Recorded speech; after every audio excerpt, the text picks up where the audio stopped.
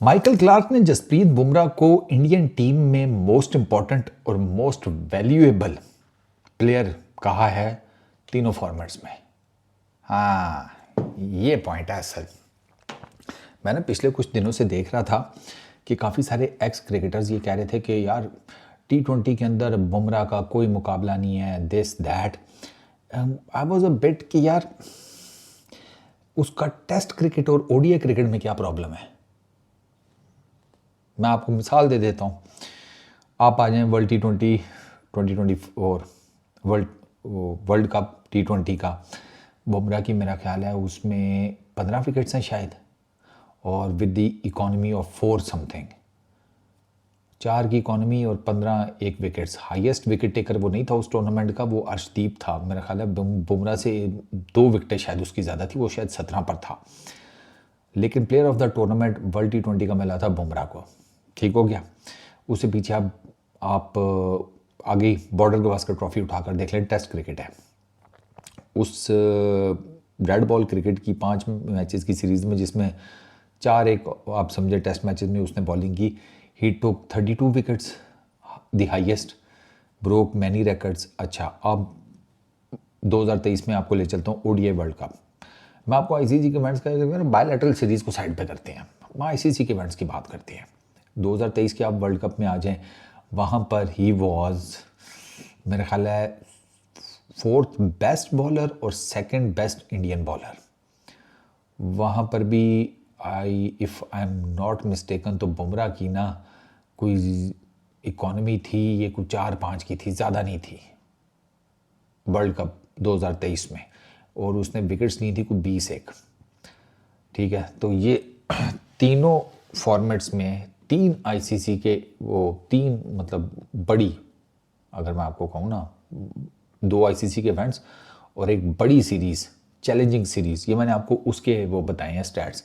तो ये कैटेगोरिकली बताते हैं कि वो तीनों फॉर्मेट्स में बहुत बेस्ट है। प्रॉब्लम बुमराह के साथ किधर आती है? बुमराह के साथ प्रॉब्लम आती है फिटनेस की। वो खेलता ज़्यादा नहीं है और उसकी इंजरीज तो चल रही हैं 2018-19 से। बुमराह को प्रॉब्लम हुआ है इंजरीज से रिलेटेड। ये फैक्ट है कि अगर आप बुमराह का डेब्यू उठाकर देख लें और अब तक का देख लें तो आपको क्लियर कट एक होता है कि यार ये कब से मतलब खेल रहा है। 2016 का शायद आई गेस बुमराह का डेब्यू है, 2015-16 का।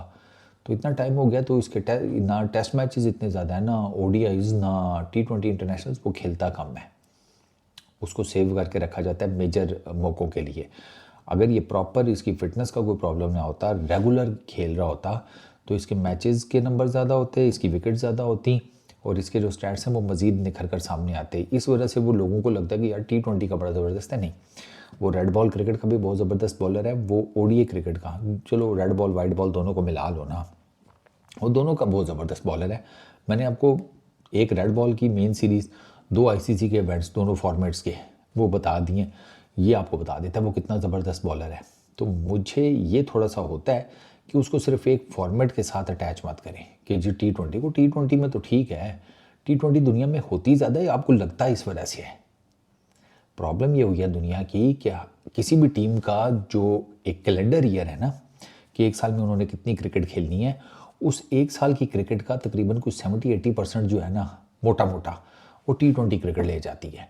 तो इस वजह से वो आपको चूँकि T20 क्रिकेट में ज़्यादा नज़र आता है T20 खेलते हुए, तो आपको लगता है कि यार T20 का बहुत आउटस्टैंडिंग बॉलर है। ऐसा नहीं है, वो रेड बॉल क्रिकेट का भी उतना ही ज़बरदस्त बॉलर है, वो 50 ओवर्स की क्रिकेट का भी उतना ही ज़बरदस्त बॉलर है। तो तभी तो माइकल क्लार्क ने कहा ना कि वो तीनों फॉर्मेट्स का मोस्ट इंपॉर्टेंट और मोस्ट वैल्यूएबल इंडियन क्रिकेटर है। और आप देख लें कि उस ये जो टीम है, टीम इंडिया, वो उसके गिर्द कितना रिवॉल्व कर रही होती है। जब जब आपको बुमराह की ज़रूरत पड़ती है वो आके डिलीवर करता है। बड़ा कोई शाज़ो नादर मौका होता है कि उससे कोई चीज़ स्लिप आउट हो जाए, वरना वो बार बार की प्रैक्टिस उसने इसको बड़ा ना, जिसे कहते हैं, प्रिसाइज बना दिया अपनी बॉलिंग को लेकर। Line, lengths, variation, slower ones. उसकी स्लोअर वन का तो मैं बहुत बड़ा फ़ैन हूँ ना बुमराह की, क्योंकि लोगों को ना, लोग सब असल में आप देखते हैं रिप्ले के हिसाब से, आप ना टेक्निकली चीज़ को नहीं देख पाते। सर जब आपने गेंद पकड़ी हुई है ना, and right at the last moment आप रिलीज करने से पहले सिर्फ उसके ऊपर उंगलियां फेर देते हैं। ये बोलने में आसान है जी, ये एग्जीक्यूशन में बहुत हार्ड है। राइट बिफोर द रिलीज, और वहीं से वो पकड़ता है। बैटर तैयार ही नहीं होता कि ये right at the last moment उंगलियां फेर के ऑफ कटर बना देगा। हैरी ब्रुक का आउट देखे, he was not expecting a slower one, क्योंकि वो अपनी तरफ से अगर आप देखें तो वो एक फास्टर वन के लिए तैयार था और उसने थोड़ी सी विकेट छोड़ी हुई थी कि मैं मारूंगा। वो अपनी तरफ से एक तेज़ बॉल के लिए तैयार था और उसका प्लान था कि मैं पहली गेंद से ही बुमराह के ऊपर अटैक करके बुमराह को प्रेशर में लाने की कोशिश करूंगा। वो कहते हैं ना, हर शेर के ऊपर सवा शेर होता है, तो सवा शेर बुमराह बन गया। उसने right at the last moment अपनी फिंगर्स रोल कर दी बॉल के ऊपर। और चक्कर ये है कि ये जो अंगूठा होता है ना आपका, ठीक है, ये चूँकि बॉल के इधर होता है ना, जब आपने बॉल फेंकनी है, आपको पता है ये जो स्लोअर वन बुमराह फेंकते हैं उसके लिए इस अंगूठे की जो ग्रिप है वो ज़ीरो करनी पड़ती है।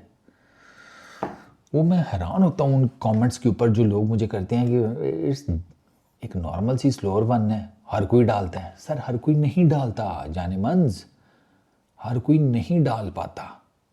जैसे लोकी फर्गुसन का नकल बॉल मैचलेस है, मैचलेस, पता ही नहीं लगने देता वो नकल बॉल इतनी ज़बरदस्त मारता है लोकी फर्गुसन, वो न्यूजीलैंड का।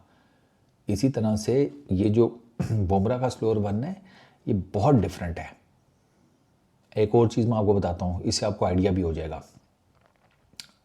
शाहीन हमारा, ये अगर आप पीछे इसकी जाके फुटेजेस देखें ना, तकरीबन कुछ 6-8 महीने पहले ये जब स्लोअर वन डालने लगता था ना शाहीन, तो इसने जो बॉल को ग्रिप किया होता था ना, शाहीन ने बॉल को जो ग्रिप किया होता था, ये जब आर्म लोड कर रहा होता था ना, यानी कि आर्म इसका हिप्स के पास से आ रहा है, हिप्स के पास से इसकी फिंगर्स का पता चल जाता था कि ये स्लोअर वन फेंकने लगा है।